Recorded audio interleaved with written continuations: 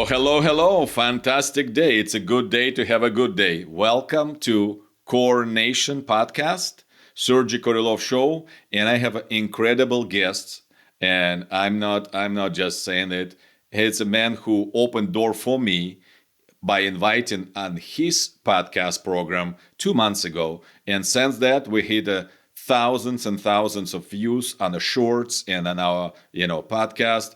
Thank you, Jonas, and welcome to Coronation. I really want to give you warm welcome to 001 episode.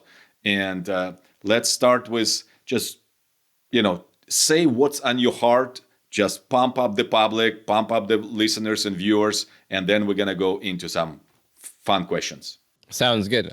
Sergey, thanks for having me. I really appreciate it. We connected a few months ago, and it's been a great friendship ever since. I'm humble and very appreciative of you coming on the show, and I'm glad that it worked out really, really well. I'm excited to be here. This is your first show ever, so super pumped to be the first guest. So glad to be the guinea pig. Thank you, sir. So the format of the show will be different. So I pretty much hate old traditional formats of just bare, basic interview. I want us to have like a chat, like we did at your podcast, Pest Control Millionaire, right? Yep.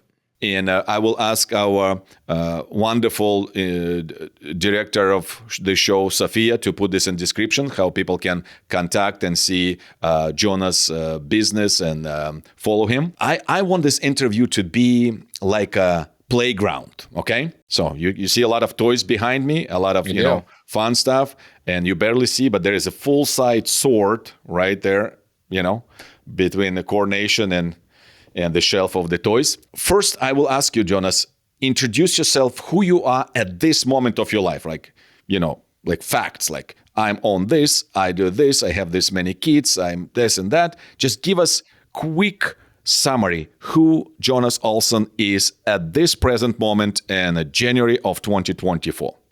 Cool. I appreciate it. And I think it'll be fun in the next year or two looking back at this to say, hey, who was I then? So my name is Jonas Olson, CEO and founder of a company called Turf Badger. Currently changed the name to Pest Badger. Was back another story for another day. We have 6 locations currently, opening 5 to 6 more in the spring.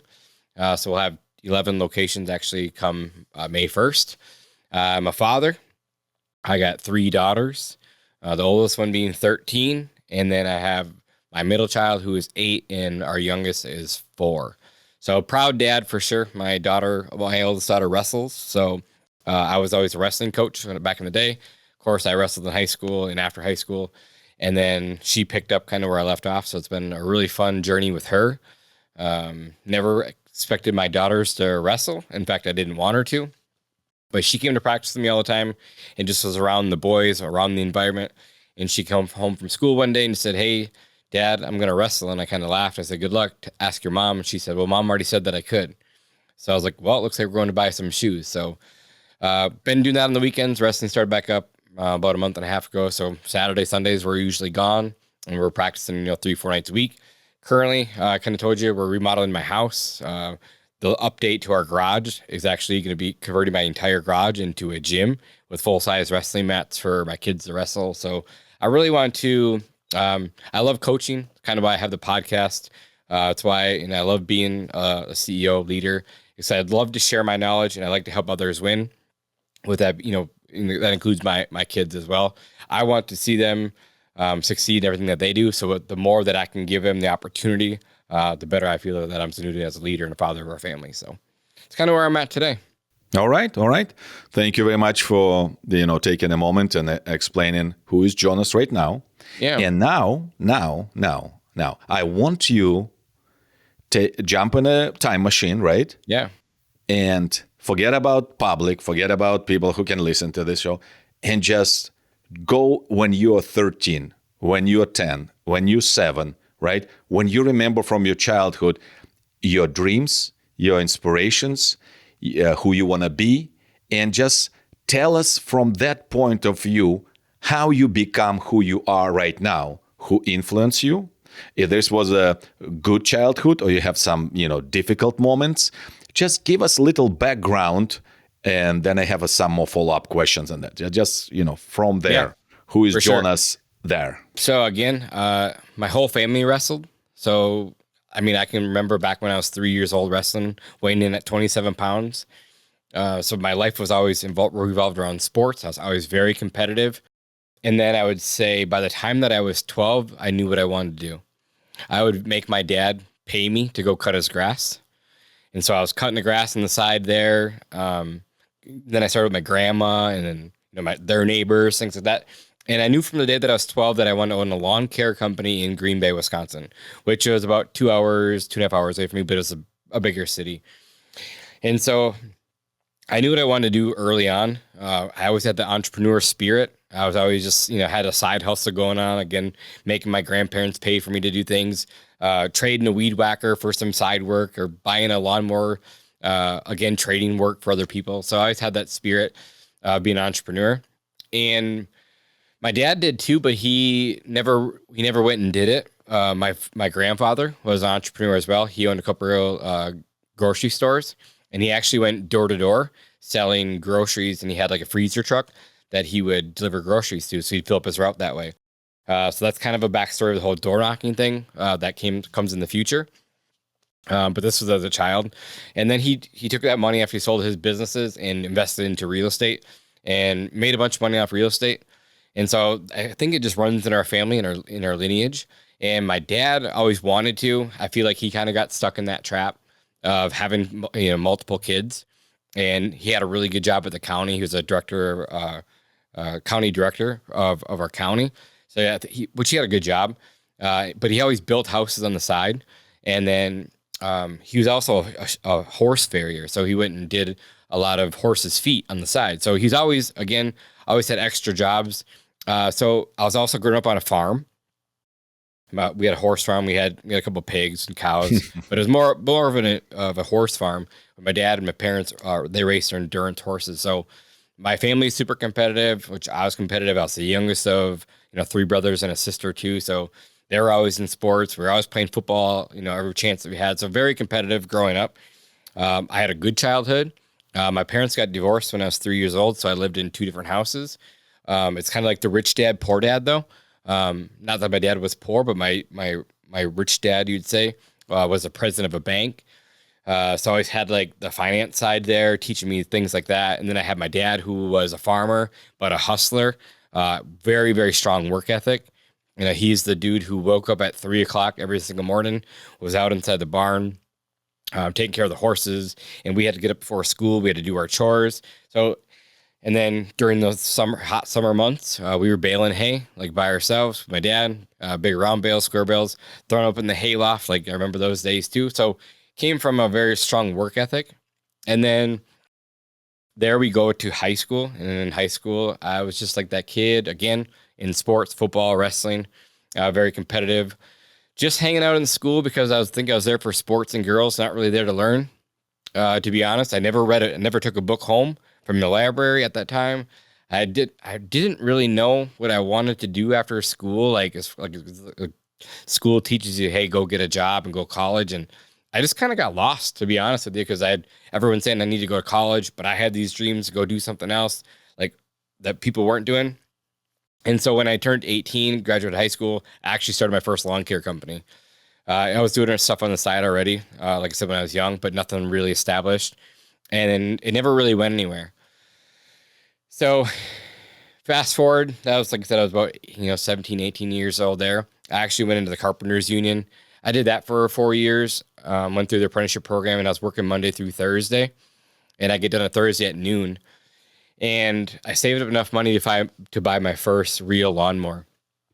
And that's when it happened. It's just weird how it happened. My friend was getting out of the industry. I was trying to get in it, and he said, hey, I have this opportunity to go cut this company's lawn. Would you like to come look at it with me? And I said, sure. And I went to their facility. I gave them an estimate. It was the first estimate I've ever done. And 12 years later, or 13 years later, they're actually still a customer of the company that I sold a few years ago. So again, started that company. I think I was like 25 or 26. I left the job, I was working Monday through Thursday. I actually did those same two jobs. So worked Monday through Thursday, got done at Thursday at noon, and then I would come home and mow lawns from Thursday to Sunday. And then my wife got pregnant. We had our first baby, and I decided that I didn't want to be living and working out of town. I saw the life that they lived, and they might have made decent money, but they were constantly gone. They were drinking all the time and just living out of a hotel. And I just don't. I didn't want to live that life, so I decided to go all in on the business, and that's how it all started. And just like every entrepreneur, I think we all go through lots of ups and downs, just trying to figure it out. And the first few years were a struggle. Like, I'm not going to lie, I didn't have a lot of money, didn't really know what the heck I was doing, didn't have a mentor at the time, and just kind of just showing up every single day. But I did a few things that were right early on, which is simple. Like back then, answering your phone. Like even still this day, you call people, they just don't answer. So I was really good at, if I didn't answer my phone, they'd leave a voicemail, I'd call them right back, I'd get it signed up. Let me interrupt, because Sure. you moved on from your 13 to 17, Yeah. 18 and 20 and 30 now. So you just go a little bit faster than I want us to go, because I really want to get the ingredients, what makes Jonas Jonas, right? So far we get a competitive edge, we have the hardworking, you have examples from the, hardworking experiences, and also extremely intelligent influences by your stepfather, right? Who is a banker, right? So you have all of these components, all of these ingredients going and brewing and kind of feeding your soul, feeding your brain, feeding your imagination, right? And building you up as a child and a teenager. Now we kind of move into the later days of your teenage. So, but before we skip that season of your life, which is foundational season of your life, a core foundation is between 5 to 7, right? Let me ask you about what cartoons did you watch? What's your superheroes inspiration? Who was your kind of a villains you want to destroy and fight, because you're a competitive guy? But just a second, maybe you get inspired by some comic books, this Comic-Con, this stuff. What is your universe? Where was you dwelling as the child being, right? Where's your zone, right? Jonas zone, where you get brewed, like inspired and imagination come from? That's a great question. And as you're asking me this question, I'm thinking back to when I was that age and what was important to me at that time. And like, I think of like the cartoons that I was watching. Of course, like as a young kid, superheroes to be like Superman and Batman was always fun for me. Back then, again, home improvement was a big thing, but sports were, again, a part of my life then. So big Packer fan. So watching like the Brett Favres of the world, like they were early on in my life. And then a little bit later, Aaron Rodgers. Just Michael Jordan was a big influence in my life too. Like I remember just being on the basketball court. Not that I played a lot of basketball, but I was good at sports in general. It didn't matter what sport I played, just naturally, just pretty athletic. So like you have the guys like that really influenced me to want to be better. And then back then there was like Gail Sanders and guys like that were wrestling that I followed closely too, that I wanted to emulate. But I don't remember anything specifically about business back when I was that young, other than my stepdad and my dad talking business in general. But nothing that really sticks out that I can remember. But I don't want to see you as a businessman right now. I want to see you as Jonas, right? I want to see whole components. You talked about you have 3 daughters, you have wife, you have a podcast, you're influencer, you like to coach, you like to share, you're a sportsman. So there's so many different sides of Jonas, right? And you just want to concentrate and figure out and pull out only business side. No. You are not a businessman only, right? So it's a part of your life, but I want to see you fullness of picture, your DNA, where's your roots coming from, right? Where's your kind of inspiration, how you become this man who wants to serve other, who wants to mentor others, who wants to change this world to be a better place. This is what I want to figure out. What's components in your soup of your soul, right? What make you fully, not just business, but fully you. This is why I'm asking you all of these kind of inspirational no, I like questions. it. What did you read? Did you go to some kind of a what it's called? Scouts, right? Or you went to some church, or you went to some organizations, or you've been a street fighter. What make all you to be successful man right now, so we can pass this knowledge in a legacy to our viewers and our listeners. So again, I took some notes as you were talking again, just to write it down. And I remember something specifically now that happened at our household a lot. And we would literally set up fights every single day, because I was thinking about the Karate Kid and how about we always used to do karate, but we would literally, as the youngest of brothers and sisters, we would literally set up fights in our living room every single day, and we would wrestle and fist fight. We had rules, like you couldn't punch above the shoulders or below the waist, but it was literally fist fights all day, every day. Just the four of us. And this brings up another topic. I'm pretty short. I'm 5'7" on a good day. So I was always a smaller kid. So, but I was really athletic and I was really driven, even as a young kid, to be better than everyone else. And I'm glad that you brought this up, because I almost forgot about this stuff, and I don't think about it a lot. But because I was small, I had to work 10 times as hard as everyone else to be better than they were. So I was the kid putting in the extra work on the weekends, the kid who stayed late after practice, showed up early. Everything that I did, I was putting in the extra work because I wanted to be bigger, faster, stronger than everyone else. Even though I was never going to be bigger, I could beat them physically because I was stronger, I was faster, I was more athletic. So that's actually something that I took from my childhood that probably still resonates with me today. Is that, here's a good example. So I remember things like this don't disappear. My freshman year in high school, we were all in a huddle, and coach came over there, Mr. Young, great guy, but he said something we'll never forget. He said, Jonas is a great running back as a freshman, but you'll never see a running back your varsity season like this, saying that I was too small to play varsity football. Well, guess who started both ways every single year? But things like that I'll never forget. That's like, okay, you tried to prove me wrong. Watch me, and I'll do it again. So I worked hard. Yes. This is what I want. I don't want to fluff. I don't want a kind of artificial Jonas. I want a Jonas to the core. You are in the core nation. Drill deep inside of you. Tell me. Yeah. So and again, you're asking these questions, and it's things like that you kind of forget about, but. There's so many naysayers in my life, probably like most of us, and Sergi, you're probably the same way. But even back to grade school, high school, it was always that same thing. Like, you're too small, you're not smart enough. In high school, I didn't try. I was like a 2.78 GPA kid, but I didn't care. And teachers just be like, you talk too much, because I still talk a lot. And but it kind of just screwed off. But the teacher would say, oh, you're never going to go anywhere. You're never going to do anything.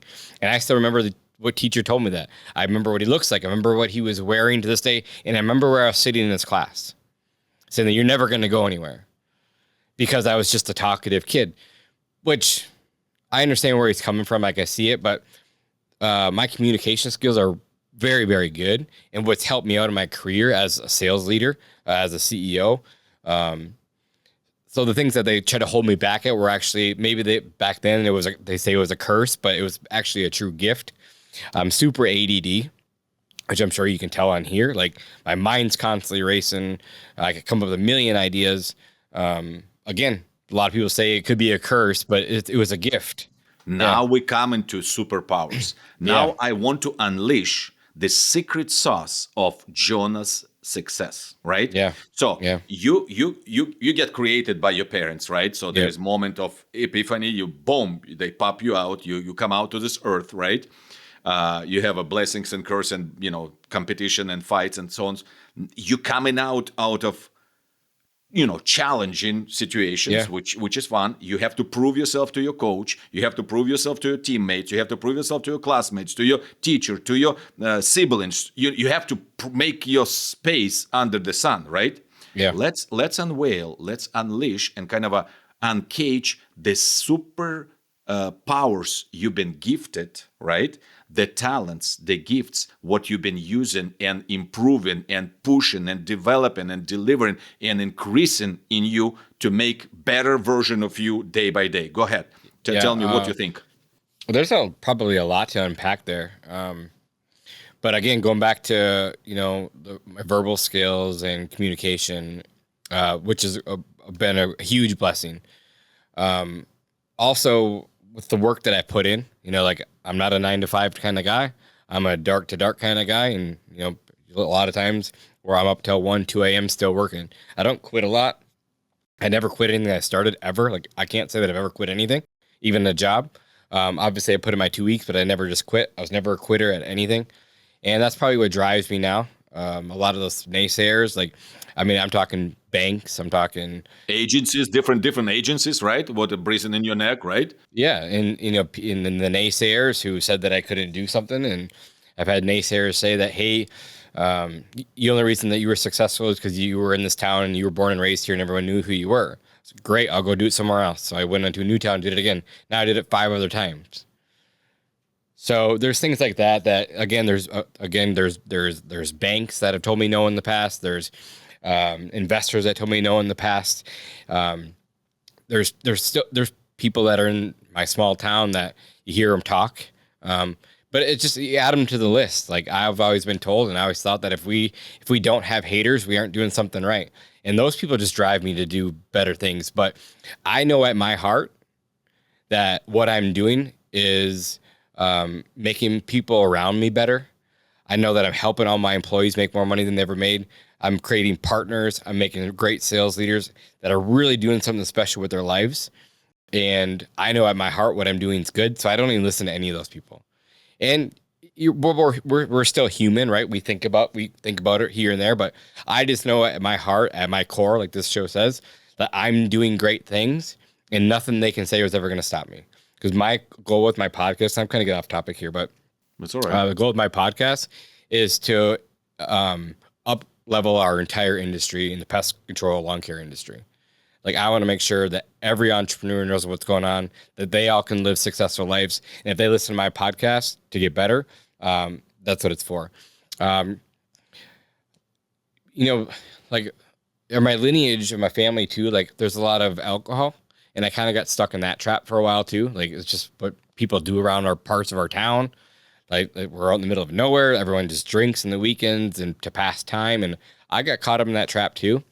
And then my dad never drank, my grandpa never drank, but like my mom's side drank. So I was always around it, and all my friends did. And I think most of us going through that age too, the early 20s, you kind of get lost in that little world.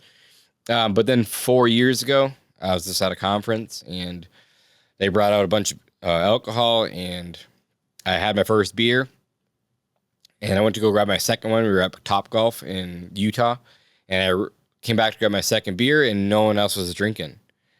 And I was like, huh, there's something to this. And so I looked around, and all those same drinks were still there. And they're all successful people that I wanted to be like. And I walked away from that place, and I never drank again 4 years ago. I mean, we can go on and on here, but like another superpower that I feel like that I have is I'm very humble to know that I can't do it alone and that I need to seek help. And that's what I did. And I feel like I got really lucky by doing that. I'm always learning. I know I said earlier that I never read a book before. Like in high school, I mean, I did read, but I took a book from the library ever. Like from the time I was maybe in kindergarten that I can remember. But now I read a book a week. But I don't just read it. I try to implement something out of that book, because knowledge is power unless you don't use that knowledge. So I constantly read. I'm constantly seeking help. I have mentors now that have guided me along the way. So a superpower for me is just being humble and just saying, hey, I can't do this alone. Take the people that have been there and done it, that you really want to emulate, not just in their business life, but in their family life too. And just emulate that person as much as possible. And I think you'll be good to go. So let me ask you about influencers of your life, your role models. You told me there's obviously parents from both sides of the family been, positively affecting you. There is some coaches. To tell me a little bit more, who was really impactful to young Jonas, middle age Jonas, and Jonas right now about mentorship and coaching? Yeah. So young, of course, was my father and my grandfather. They both passed away last year. They were very big parts of my life for sure. Um, and then, sorry, I just get emotional thinking about that because it happened so recently. But It's all right. This is who we are. We're humans. We are humans. my dad got tragically killed in an accident, and so that Sorry just about fueled that. me. Sorry. Yeah, so that just fueled me even more because I feel like I have someone watching out for me. That no matter what happens, like they'll take care of me. So I'm a firm believer in that. But then right after high school, when I was doing carpentry work, I actually there's this guy named Leo, which he probably doesn't know how much of an impact that he had on me, and then another guy named Troy. That they just said certain things that brought out the best in me, and they saw it in me, but I maybe didn't see it myself, or maybe I lost in touch with who I was for a while. But I remember Troy specifically saying, "Hey, when you're working, have that little hitch in your step." And I was like, "What's this dude talking about?" But then I was like, I thought about it for a long time, but 10, 12, or 15 years later, I've never forgot that. And so it's like, okay, I know what he means now. Just like have that little hustle, and he's a hustler too. And then Leo, I mean, he was a super athlete, one of the smartest guys I've ever met. And I worked with him for about 6 years building houses. And that guy could drive me like no one else. But he knew how to speak my language. Like he would be in my face, yelling and screaming, not in a bad way, but just pushing me to do better and better. And again, just a really good mentor, not in all aspects of life, but definitely in business and in a working life. And then, so those were two like right out of the gate out of high school. There's a few things that they said that I'll never forget.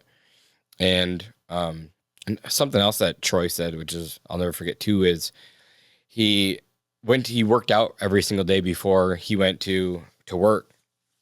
And I asked him why.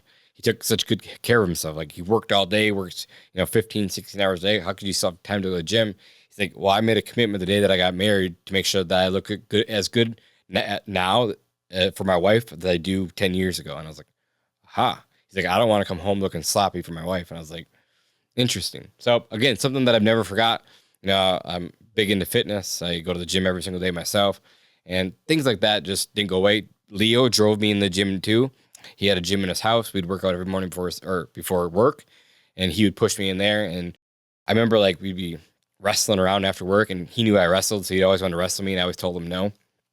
But then he pushed me to the edge until we started wrestling. He's like, "Why don't you act like this all the time?" And just really competitive. And I love that because it brought out the best in who I was. So those two were early on, and then as I matured and got into business, again, as out of pure like frustration of where I was at in my career, I kept plateauing, and I was looking for a software for my company at that time, and found the software. The software actually had a coaching program, and that's when I met my first mentor, Jonathan, and I mean, that guy has shown me so much. Like, I probably had the best mentor in our industry right out of the gate. Like, I got super lucky. Where I still give myself a pat on the back is just put myself out there. Kid from a small town, didn't really know a whole lot. Flew to Dallas just to learn. Flew to Utah just to learn. I couldn't afford it at the time, to be honest. Just here's a credit card, going all in and see what happens. So I put it on a credit card, and I remember just sitting on the bed with the wife, and I was like, "It's $799 a month. What do you think?" And she's like, "I think it's too expensive." And I was like, "I agree with you, but it's month to month. So if let's just say it doesn't work, yeah, I can cancel it." And signed up for it that night. I had to wait like 3 weeks for my first training. Um, this guy does massive things. I mean, he's a legend in our industry, and now he's one of my best friends. So, which is crazy because like I see him, I watched him on YouTube. Like I watched all of his videos. I consumed all his content. I just want to be like him and a couple other guys. And now all these guys that I was watching the YouTube videos are my best friends. So it's almost surreal. And then this year they had me at their conference speaking on stage with them. So it was wild. It's just been so again, just learning from those people, and there's people like that are out there that genuinely just want to help you succeed and watch you win and willing to give you all the information. Again, I had him on my podcast and he noticed it in me too, though.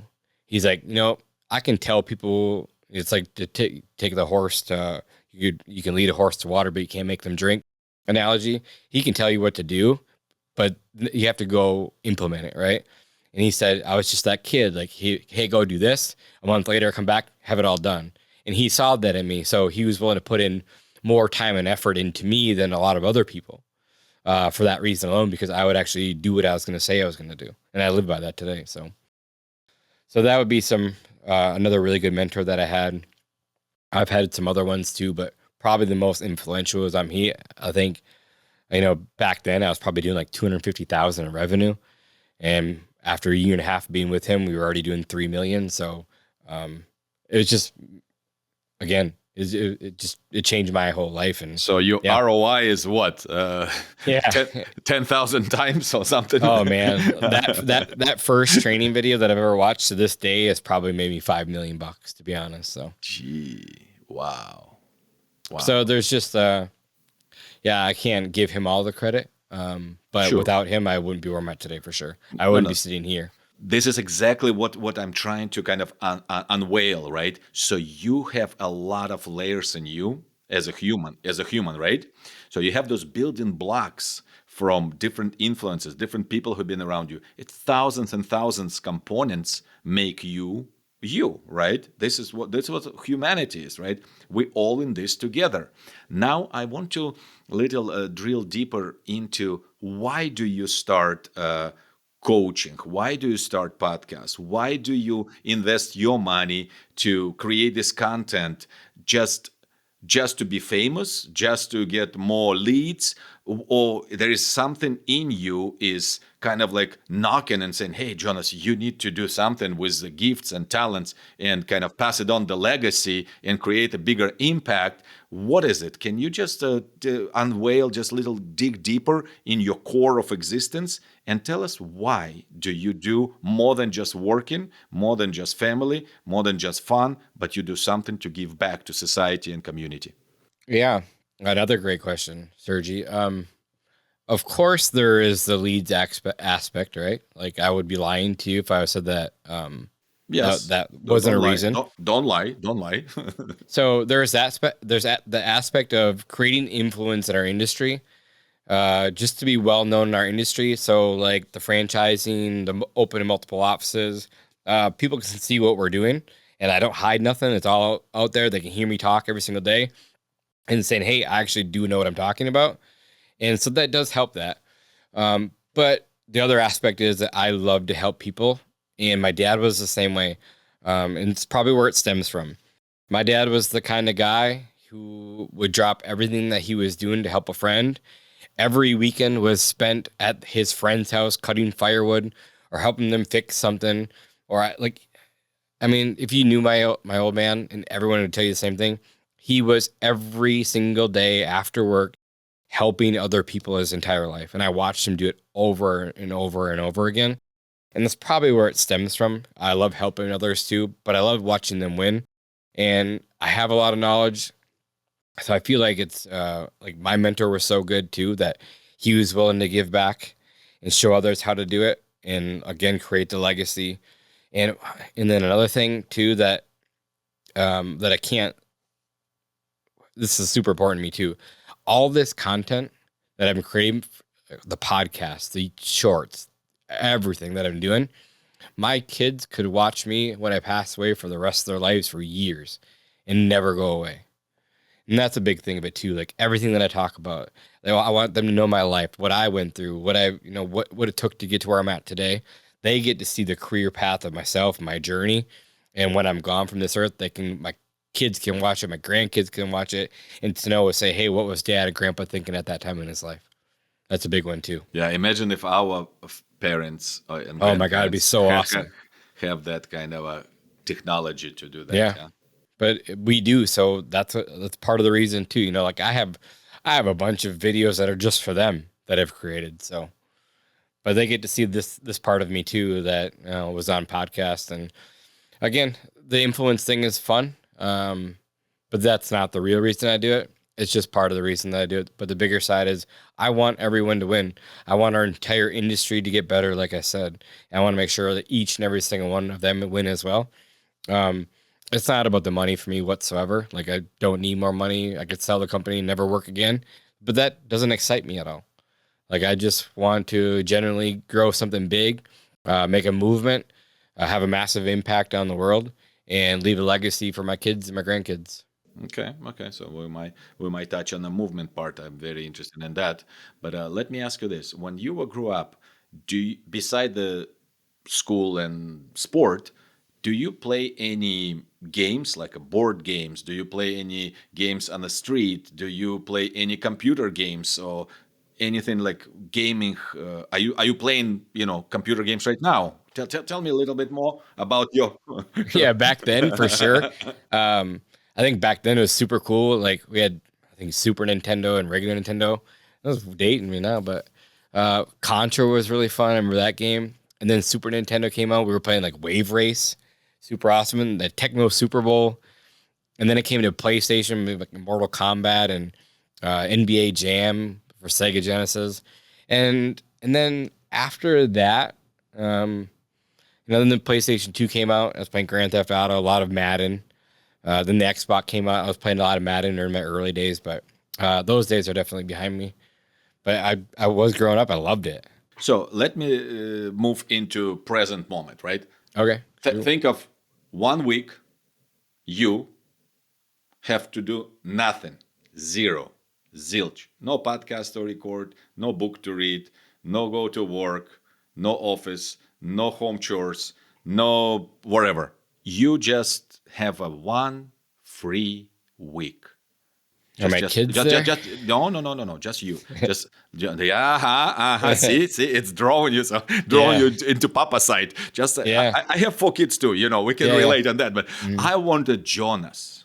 I want core of Jonas be freed up from any responsibility, any obligation. Just suck into it. Just let it settle. Let it suck into. Just penetrate you. This question, like unveil, release everything. What would you do to enjoy, to have fun, to just spend quality time with for yourself? For yourself, yeah. What is that? Just it could be multiple things. Give me a list. Am I allowed to leave the house? Yes. You can travel, you can fly, you can dive, you can drive, you can anything you can imagine. Yeah, I love to travel, and I love to try new cuisine, try new restaurants. It's fun for me. I enjoy food, so I'd probably travel somewhere warm because it's cold here, and I'd probably just hang out on the beach. I love to go on the boat. So if I could go out, if I could go out water skiing or tubing, enjoy myself on the water would be fun. Again, I like the nightlife too. It's fun, like walking down busy streets. I'm a people watcher. I love to watch people. I don't know why I've always been that way. Just I'm interested in people in general. I love talking to people, so I probably walk up to random people all the time and just introduce myself and get to know them. It's just who I am as a person. That's probably what I would do. All right, so pretty simple, pretty easy. But what is your wife's name? Beth. Beth. So, dear Beth, if you're gonna watch this episode, and also kids, if you listen to Papa's desire, right? Yeah. Try to fulfill it. Just give this moment to him. Just buy him a ticket to Japan or wherever he wants to go and try to, Yeah. if he is a seafood person. Beth can go with you if you're not opposing to that. I'm all for strong family relationship as well. But yeah, and now we just gave a few ideas to close people to fulfill some of your wishes and desires. But you need this time. You need this time for yourself because it's gonna release you to be more creative, more attentive, and more aware of who you are, what you want, what your needs are. Because you're the human. You have the needs which need to be fulfilled in order for you to produce more content, more influence, more positive impact to your kids, to your wife, and to your co-workers and partners, and so on and so forth. Yeah, I'm actually taking the girls on a cruise in March. So me and the three girls are going to cruise. Mom's staying home because she doesn't like the water, but something that I've always wanted to do.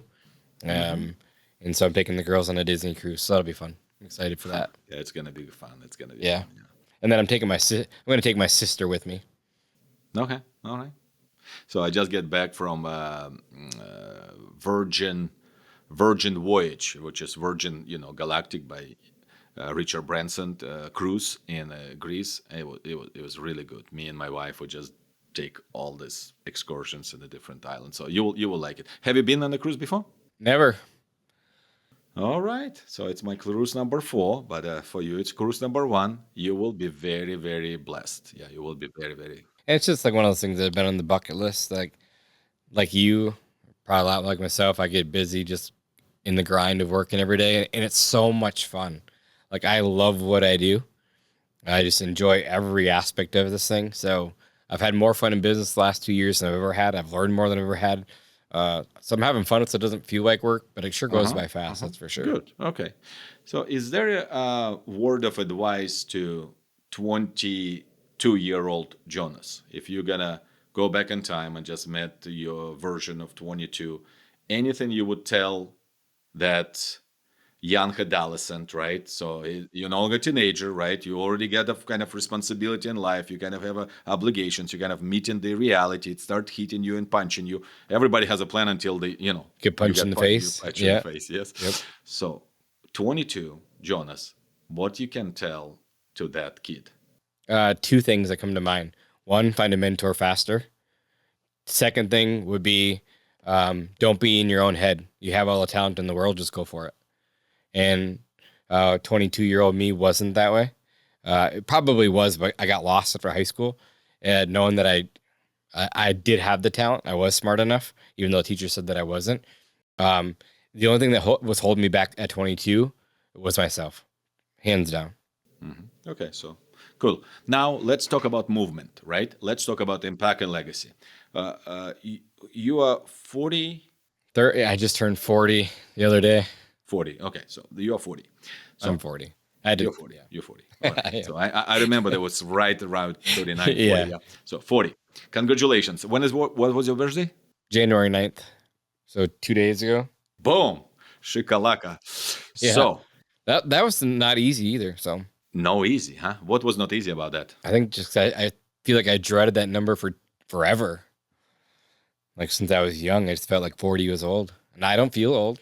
I don't feel like I look old, but it's definitely something that messes with your mind for sure. But I remember you on my podcast talking about it. So Yeah, we talked about you a child locked into 40-year-old body. I'm a child locked in 49-year-old body, almost 50 soon. So I want to unleash this. That's why I call Core Nation, because I really want to drill deep. I want to go to your DNA, to your existence, to your dreams, to your imagination, to your inspiration. I want to unleash that power, energy, because this is what's going to change the world. Now, 40, it's pretty cool.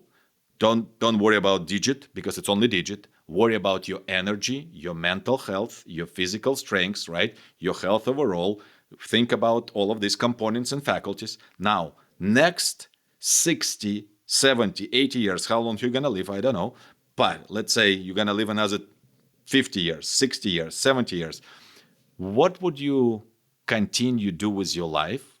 And any business plan, any impact plan, any movement plan, just little glimpse of what do you plan for yourself? What do you see for yourself? Unleash on that. yeah, so it's pretty easy because I write it down every day. And then every single morning, every single night, I write down my goals. So I know what my next 5 years is gonna look like. And it's so weird. Like if you to go back and look at my goals from 5 years ago, because I've been doing this forever. Like if you saw my goals, like where we're at today, like I smashed all those goals. So it's been pretty cool to go back and look at those goals, what I was thinking at that time. And so I know that I'll hit this next goal too. But the goal is to have 100 locations in the next 5 years. And eventually, if it's 15, 20, 30 years, I'd like to be 1,000 locations and in multiple states and countries. I mean, but yeah, Yeah, countries. And then so my first mission is to have 100 locations. Like I said, we'll be at 11 this spring. We're projected to sell 12 more in 2024. So if everything went as planned, we'd be at 20 locations by the end of 2024.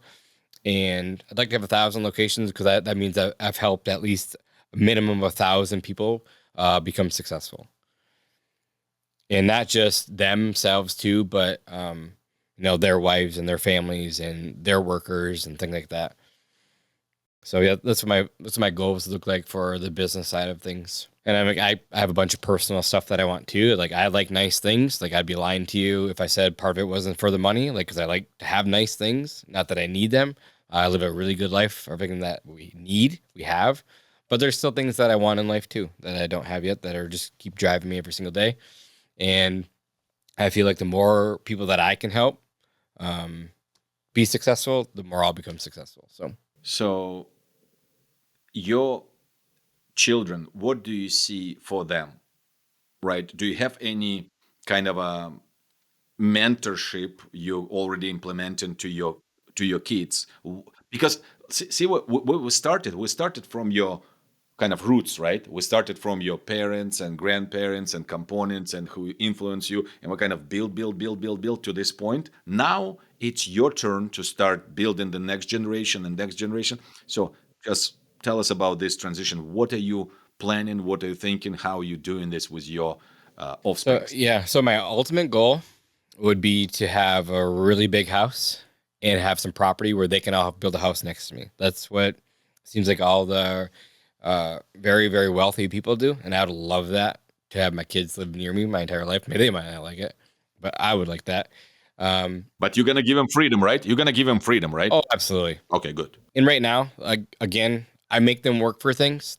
I have really good kids. They're very intelligent. They're hardworking, very athletic. They put a lot of work in. So I don't give them everything. But let's just say they want to go play on their iPad. Like sure, if they wanna make up or whatever, I'm like cool, just go read a book. When you're done reading that book, I'll go buy you that thing. So I would like to incentivize what I want them to do. Like so, same thing with like a sales leader. Like I'll incentivize what I want them to do, so that what they have to go do it, um, complete that task, and then they get what they want. So I try to always incentivize what I'm trying to get them to do. At the table, I like to ask a lot of questions at the dinner table. I'll ask them what they're doing in school because we don't have a lot of private schools here, so I just like to know what's going on in their school, like what the questions are being asked. I like to know what they're talking about in school, what they're studying. I like to know what's going good, what's going bad, and then I like to debate things too at our kitchen table. So we'll have a lot of debates, and we'll pick a topic, and we'll just kind of debate on those things. And I'll have the youngest ones debate each other, my older one debate the younger one, and I just feel like that's how we learn in life is to debate. Because if you have one side, left side, right side, doesn't matter. Uh, I feel like that's how I learn, and whoever has the strongest debate is more I'll lean that way. So we do a lot of that as well. Um, we also do a lot of family functions. We travel a lot together. Of course, we do a lot of cheerleading, baseball, basketball, wrestling. We have a lot of sports going on too. So those are fun that we do in our pastime. My kids like, I feel like they're bougie little kids, like they're Starbucks and they like nice things too. So that probably stems from me. But what can I say? All right. So let me move to another question. Sound like that. What other things you want people around you know about Jonas? What other items we did not cover to really represent fully you, who you are? Because this is kind of a goal of my podcast to put you as my guest, as a citizen of Core Nation, on a not on a pedestal, but on some kind of a display, and kind of figure out the who you really are. Why do you succeed? Why do you overcome those challenges and things which went against you? And anything else we did not cover? Anything else you want us to know about you? Huh? That's a great question Fun, too. fun, fun facts. Do you have any? I don't know why. I don't know if it's from wrestling, the grit, the determination. I hate to lose. I'm not sure. But I don't know why I overcome. I don't know. I went through a lot of things that I went through. Part of the journey, I suppose. Um, I don't know. I really don't know why I do it. I mean, I know why I do it, but I didn't know why. I didn't know back then why I was doing it. Just trying to make a better life for myself, probably at the time. Um, I don't like being told what to do. I don't like. I don't like to go along with what everyone else is thinking or doing. I don't like to copy people. I like to be different. Um, I, I don't know. I guess I'm a little rebel, and I've always been, I kind of just like never really got in trouble, but it's always like, touching the line of, crossing the line or whatever you want to call it. And so I has that little rebel edge to me that I want to be different than everyone and push the envelope a little bit harder than most people do. But I also I'm a fun person, I'm very energetic. I like to be around people. I don't like to be alone. Like I'd rather be in a crowd of 1,000 people talking to a bunch of people. I'd rather sit at home alone by myself. Like it's just boring to me. I love to know about people. I love to help people. So yeah, some things that people probably wouldn't know about me. I like cars. That's fun. I know you like cars too, but I haven't pulled the trigger because you told me not to. All right. So I have another great question that just escaped my mind, but maybe it will get back, or we have a second round. Let me ask you what our listeners and viewers can do to support your mission, your vision, how they can follow you, where they can find you, anything you need from us to support you. And a question has come back to me. So I'll answer this question, how they can find you online, and then I will ask you the final question. I'm pretty easy to find. You can pretty much Google me and I'll pop up everywhere at this point. We have a lot of content out there. But Turf Badger, I think Turf Badger Nation on TikTok. We've quite a few followers there. Jonas Olson Official on Instagram. So we have quite a few followers there. Jonas Olson, Facebook, and then you can search Pest Control Millionaire. My podcast will show up, and if you guys see these shorts, make sure you share them. Check out my podcast. Follow me on there. Take a listen and just share it. That's all I ask. And a question which I was, almost losing, sound like that. When you take a moment to think, when you get hit with some adversary, some kind of a very weird circumstance, something is so challenging that you cannot wrap your head around it, right? It's something is very unusual, so crazy, so unfair, so unjust, hit you. And I'm not sure if you get this experience yet, but I assume if you've been put on the such already pedestal and you get exposed to a lot of different business issues and personal issues and family and health and whatever, what do you do? How do you combat it? How do you deal with it? How do you fix yourself? And how you get fix the situation? How do you react? Cool. I have two current things that happened in the past last year and a half, about 2 years. One being COVID. COVID shut down my business. It came to a complete stop. We just gotten off of a long winter. When I say long winter, it was just cold, not a lot of snow. So we weren't collecting a lot of revenue. And then March, usually we're coming out of the gate. It's springtime. We're getting back to work, doing lawn care, spring cleanups, things like that. And so we're already running out of cash. And then COVID hits, and it was on my daughter's birthday, March 16th, roughly right in there, because we were going to go out of town for her birthday. So I'll never forget those dates. And the government shut us down.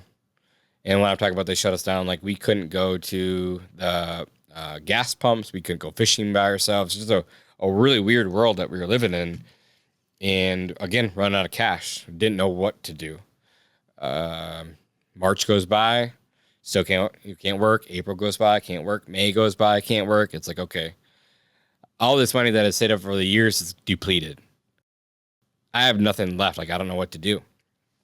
And so that's how my second company, Turf Badger, started. And Wisconsin was roughly the border of Wisconsin's about an hour from me. I could work in Wisconsin, but I couldn't work in Michigan. And so I started waking up every single morning and I would travel to Green Bay, Wisconsin, which is 2.5 hours from my house, and started knocking doors.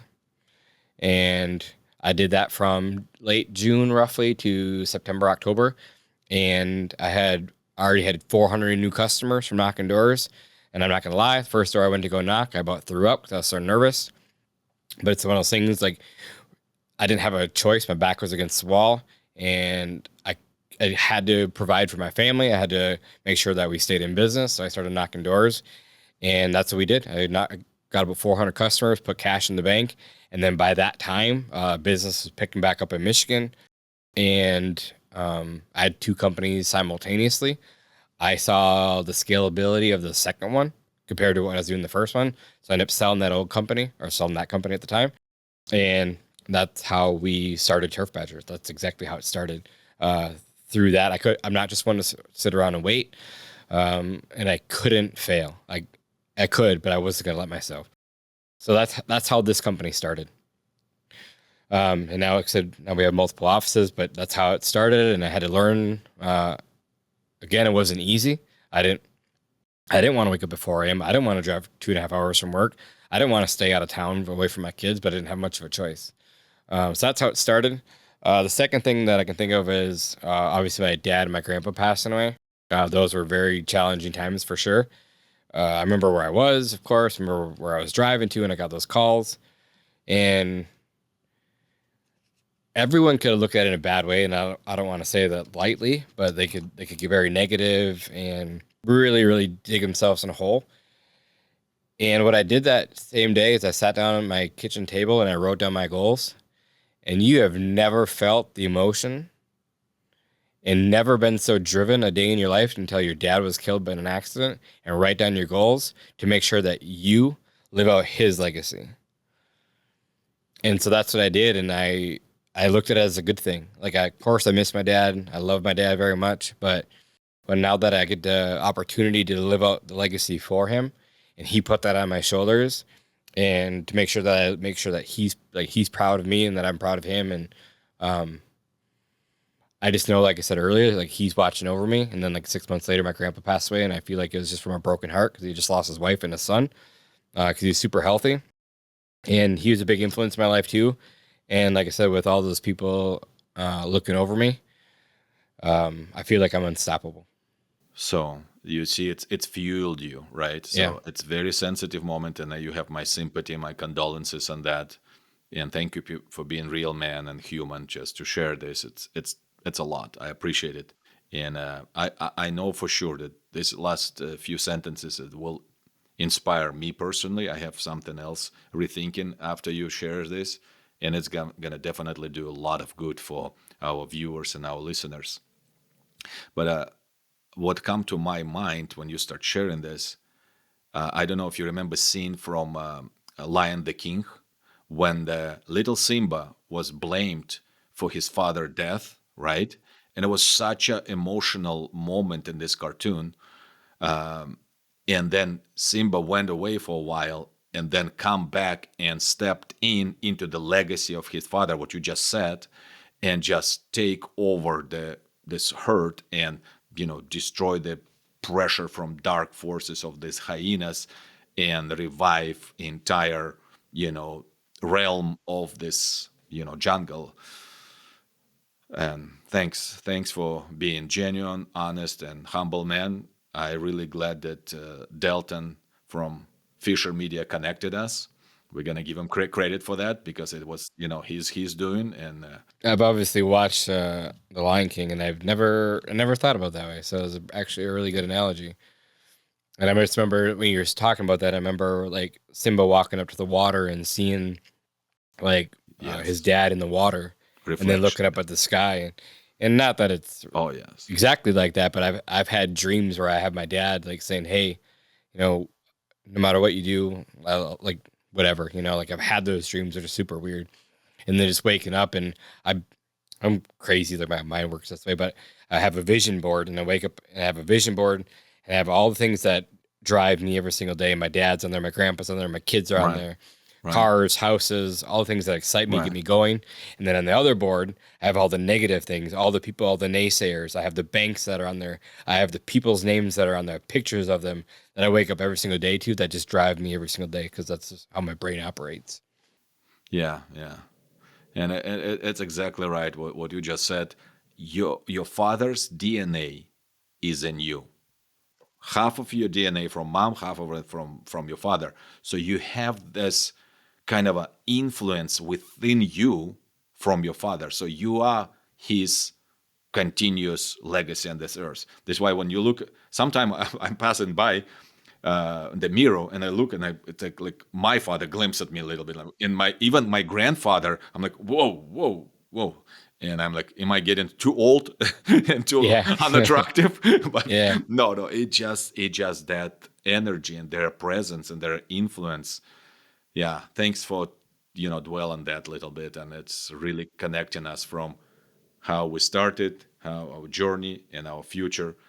Yeah, I think we had a great discussion. If anything you want to add, if anything you want to unveil and talk, you have a free stage.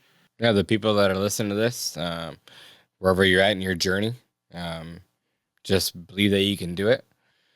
And I feel like this world is 90% mental and 10% skill. It's just truly what I believe. And if you believe you can do it, you can do it. Thanks, thanks, brother. I'm really Of course. looking forward to meeting you in person one day. Absolutely. Either Michigan or San Diego is better. I think San Diego I is think better. San Yeah, Diego's yeah, better. yeah. Consider the invitation, For sure. and yeah, I'm cheer up for you, and I'm support you and follow you, and Yeah, same here, man. I appreciate you. Thanks for having me. And best of luck with the new podcast. I'm excited to watch it grow. It's fun. I know it's a lot of work. It takes a lot of time. But it's fun. You went a total different direction than I expected, but it was good for me because it made me reflect on who I was and how I became who I am. And I don't really think about that every day, to be honest. Like you kind of forget those things. So it was actually very insightful for myself. thanks. Yeah, It's fun. But I like talking, so I can stay here all day. yeah. I think we hit some really deep points in your personal life, which is reflecting to other humans and helping them. I think we provide enough food for thoughts, right? And I believe this will live forever and impact people around us for better good. I agree. It was awesome. Thank you. Thank you. Go get him. Nice seeing you. Bye. Yeah, you too.